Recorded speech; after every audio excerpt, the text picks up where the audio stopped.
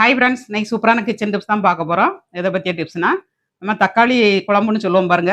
தக்காளி குழம்புக்கு வந்து நம்ம உருளைக்கிழங்கு சேர்க்க மாட்டோம். தக்காளி சாம்பாருக்கு வந்து ஒரு உருளைக்கிழங்கு போட்டு செஞ்சு பாருங்க. சாம்பார் தோத்து போங்க, அந்த அளவுக்கு டேஸ்ட்டாக இருக்கும். ஒரு உருளைக்கிழங்கு போட்டேன்னா பருப்பே நம்ம சேர்க்க வேண்டாம், அந்த அளவுக்கு டேஸ்ட்டாக இருக்கும். தக்காளி சாம்பார் பண்ணதுக்கு தேவையான பொருளை ஆட் பண்ணிக்கிடலாம். 2 வெங்காயம், பெரிய வெங்காயம். இது 7 பேர் 8 பேர் சாப்பிட்லாங்க, அந்த அளவுக்கு எடுத்திருக்கேன். 3 தக்காளிங்க, பெரிய தக்காளியாட்டு ஒரு 3 தக்காளி எடுத்திருக்கேன். ஒரு 10 பல் பூண்டரிசி, 2 பச்சை மிளகாய், ஒரு உருளைக்கிழங்குங்க.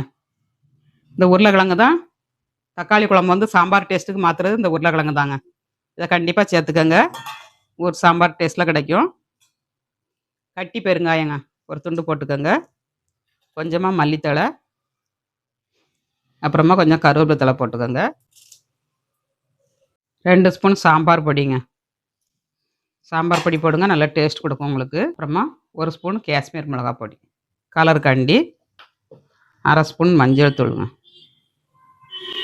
தேவையான அளவு உப்பு ஆட் பண்ணிக்கலாம். ஊற்றி சாப்பிட்டு பார்க்கலாம். ட்ரை பண்ணி பாருங்கள். ட்ரை பண்ணி பார்த்து எப்படி இருந்துச்சுங்க அதை கமெண்ட்ஸ் பண்ணுங்கள். நாளைக்கு இன்னொரு டிப்ஸோட பார்க்கலாம். பாய்.